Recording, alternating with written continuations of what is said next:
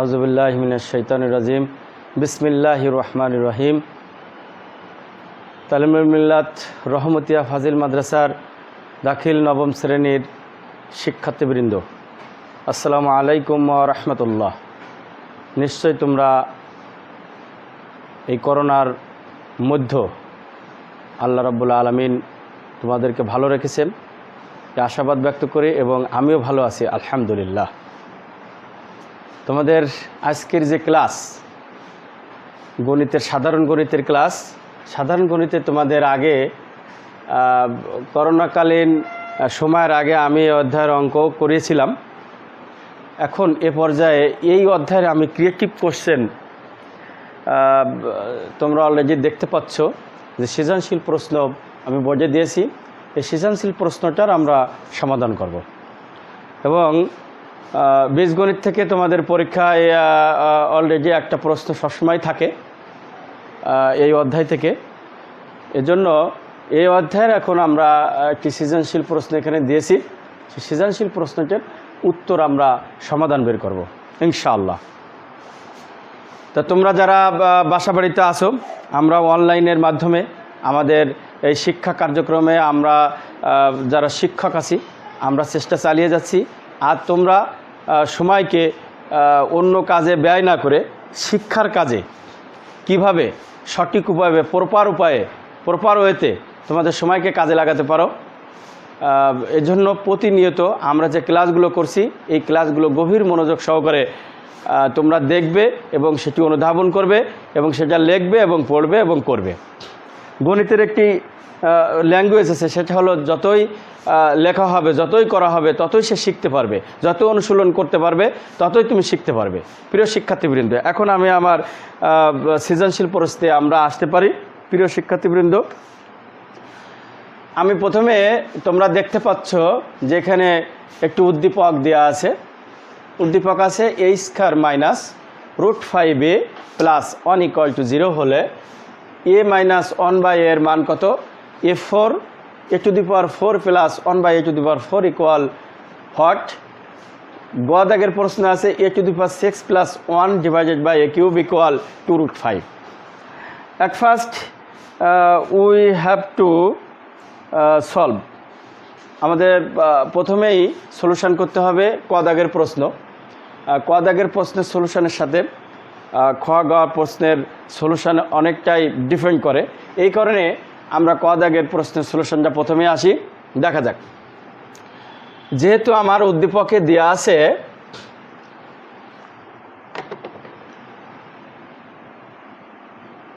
দেওয়া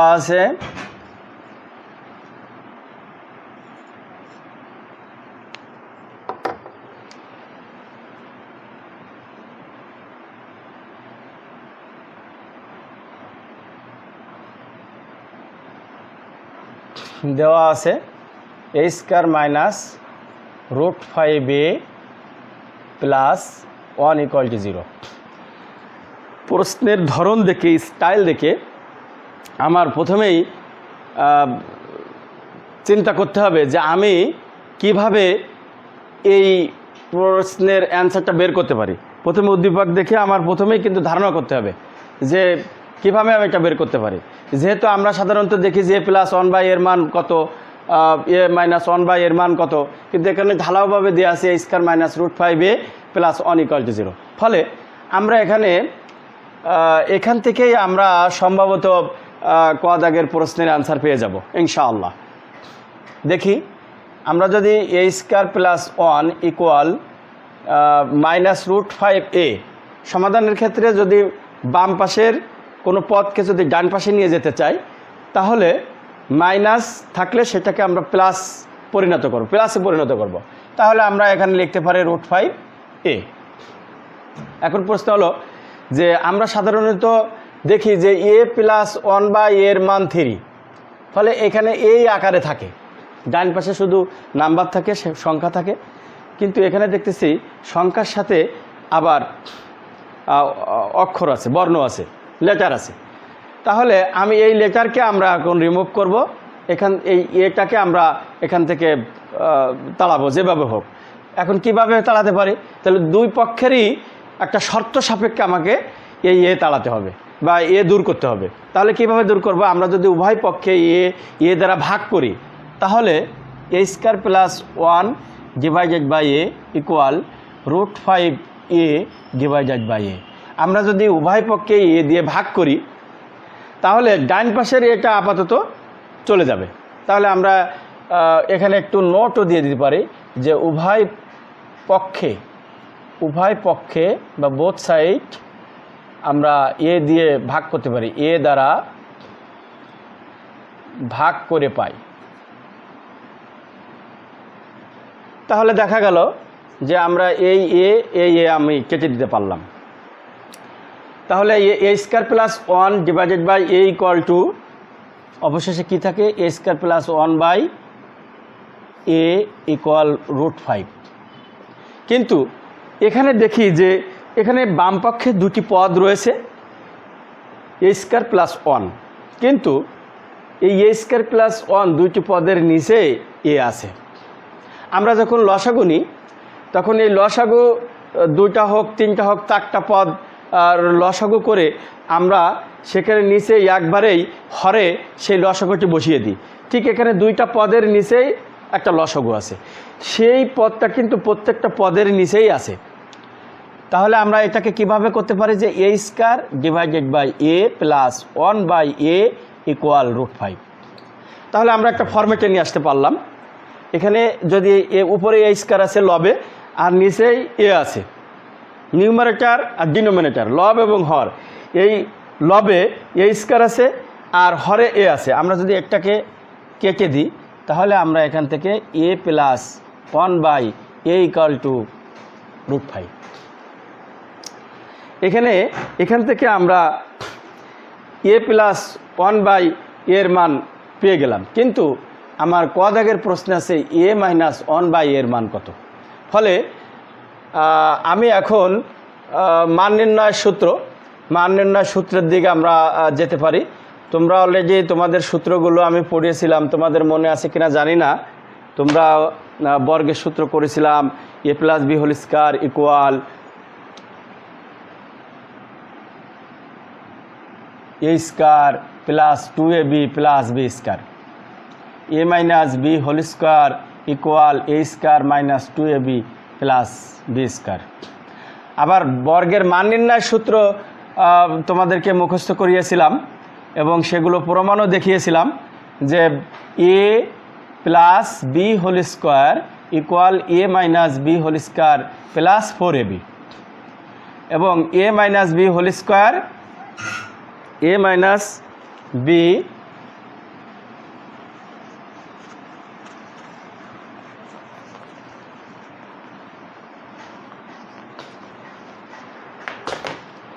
B whole square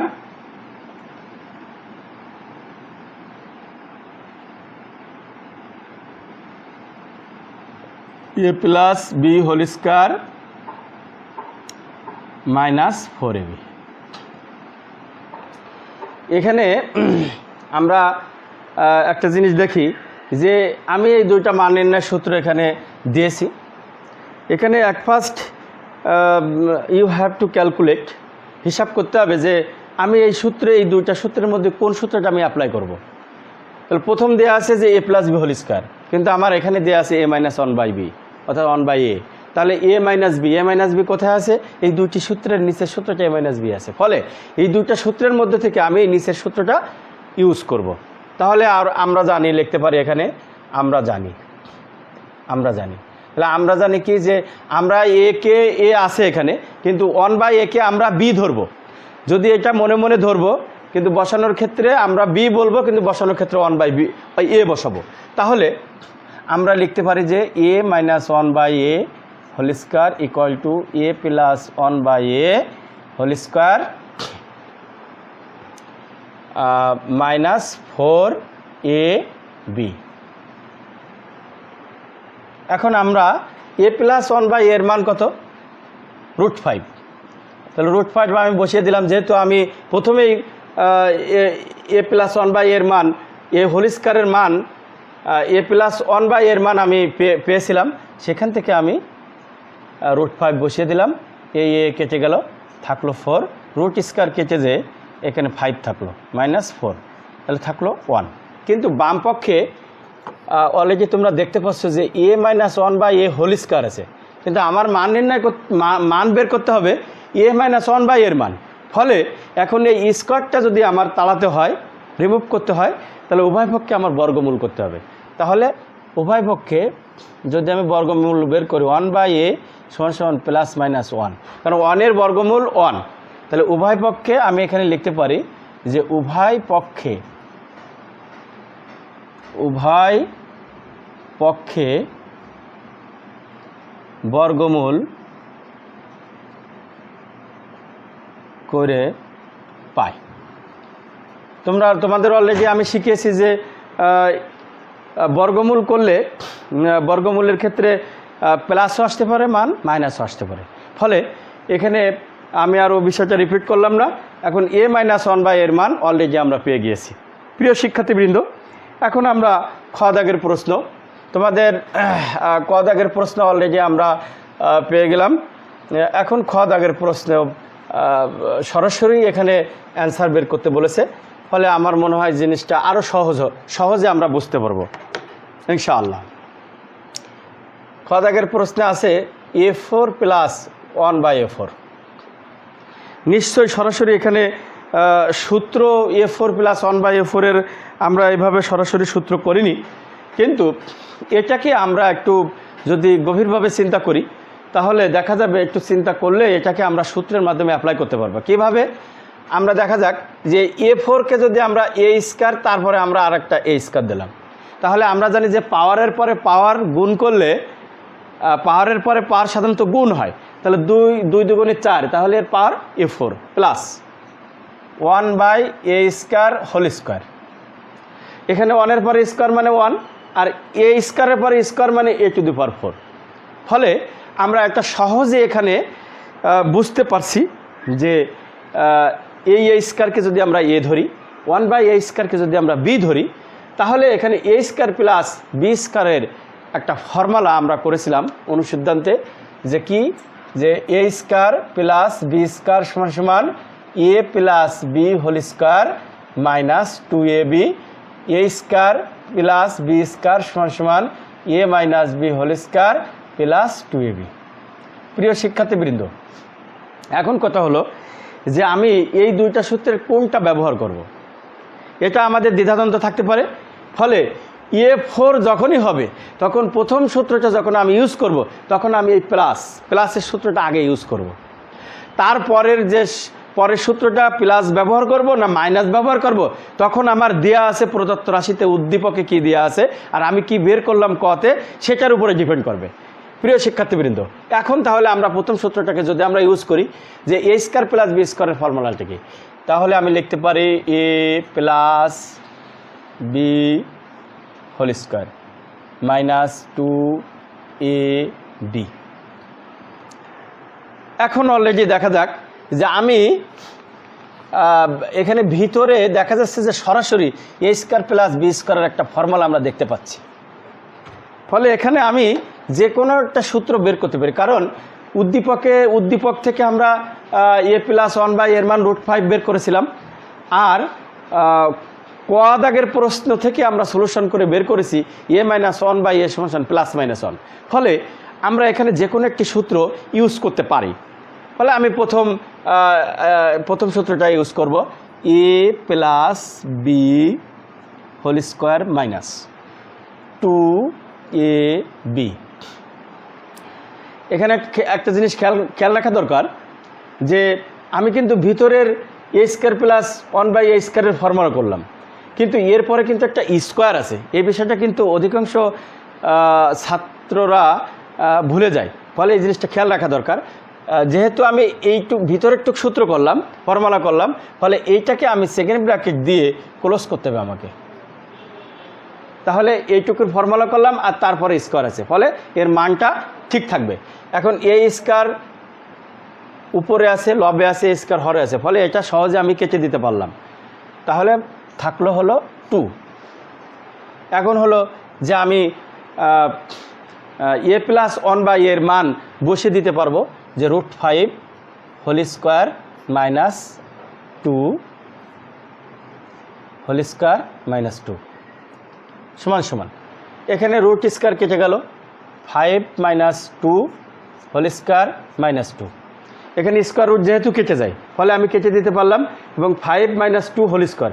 তাহলে আমি এখানে সহজে বুঝতে পারছি যে আমার 5 থেকে যদি আমি 2 বিয়োগ করে দিই মাইনাস করে দিই তাহলে 3 স্কোয়ার মাইনাস 2 অর্থাৎ 9 মাইনাস 2 ইকুয়াল 7 অ্যান্সার। প্রিয় শিক্ষার্থীবৃন্দ, অলরেডি আসলে বীজগণিতিক রাশিমালা যদি সূত্রের ব্যবহারটা আমরা বুঝতে পারি তাহলে প্রথমে অঙ্কের গেট আপ দেখে উদ্দীপক দেখেই আমাকে ইমাজিন করতে হবে, যে থিঙ্কিং করতে হবে যে আমি কোন লাইনে যাব। যদি লাইন একবার চ্যুত হয়ে যায় তাহলে কিন্তু অঙ্ক সমাধান করতে কিন্তু তার জন্য ডিফিকাল্ট হয়ে যাবে। ফলে ফার্স্ট আমার উদ্দীপক দেখেই আমার ব্রেনের ভিতরে কিন্তু একটা মানে ভিজুয়ালভাবে আমার কিন্তু ব্রেনের ভিতরে আঁকানো হয়ে যেতে হবে যে আমি এইভাবে অঙ্কটা করব। তাহলে সে সহজে ওই সময়ের মধ্যে একটা সৃজনশীল প্রশ্নে 7টা সৃজনশীল প্রশ্নের মধ্যে একজন শিক্ষার্থী যদি গড় অ্যাভারেজ 18 মিনিট সে সময় পাবে, তো সে 18 মিনিটের মধ্যে তাকে সলিউশন করতে হবে। তাহলে যদি সে প্রথমেই যদি সে লাইনচ্যুত হয়ে যায় তাহলে ওই অঙ্কে যদি সে টাইম 30 মিনিট কিল করে ফেলে তাহলে অন্য প্রশ্নের টাইম কিন্তু সে ওখানে কিল করে ফেললো, ফলে আদার্স যে প্রশ্নে সে টাইম কিল করলো, ফলে টোটাল 7টা প্রশ্নের অ্যান্সার করতে কিন্তু তার জন্য ডিফিকাল্ট হয়ে যাবে। প্রিয় শিক্ষার্থীবৃন্দ, এখন আমরা গ দাগ প্রশ্নে আসি। গ দাগ প্রশ্ন ঠিক একইভাবে আমরা দেখতে পাই যে যদি আমরা সূত্রগুলোকে সুন্দরভাবে রপ্ত করতে পারি আর দেখে যদি বুঝতে পারি যে না আমার অঙ্কটা এইভাবে করতে হবে, এইভাবে যেতে হবে, তাহলে জিনিসটা কিন্তু আমাদের জন্য সহজ হয়ে যাবে। তাহলে আমাদের উদ্দীপকটা ছিল যে বাম পক্ষ লেফট হ্যান্ড সাইড, উদ্দীপক বলছি যে গ দাগের প্রশ্নটা ছিল লেফট হ্যান্ড সাইড আমার প্রমাণ করতে হবে। লেফট হ্যান্ড সাইডটা ছিল যে a6 প্লাস 1/a3। দেখা যাক আমরা এটা প্রমাণ করে আমরা আস্তে আস্তে প্রমাণ করে আমরা দেখি সরাসরি রাইট হ্যান্ড সাইড পাই কিনা। তা আমরা সহজে বুঝতে পারছি যে দুইটা পদের নিচেই একটি পদ আছে, ফলে এই একটি পদকে আমরা আলাদা আলাদা যেহেতু যে লসাগু অবস্থা আছে আলাদা আলাদা আমরা নিতে পারি। তাহলে a6/a³ প্লাস 1/a³। তাহলে আমরা এখানে a³ যদি কেটে দিই তাহলে a³ থাকে 1/a³।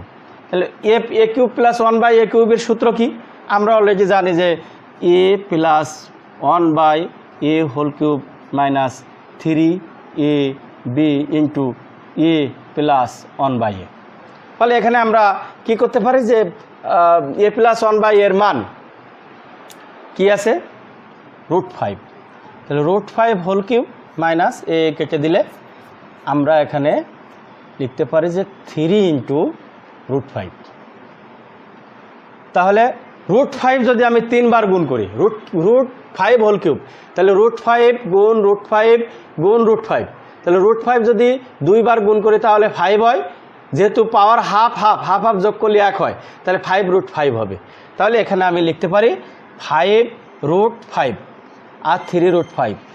তাহলে আমার থাকলো হলো 2√5। ফলে আমার অলরেডি রাইট হ্যান্ড সাইড হয়ে গিয়েছে প্রমাণ। প্রিয় শিক্ষার্থীবৃন্দ, আমরা সৃজনশীল প্রশ্নটা সুন্দর করে সমাধান করলাম।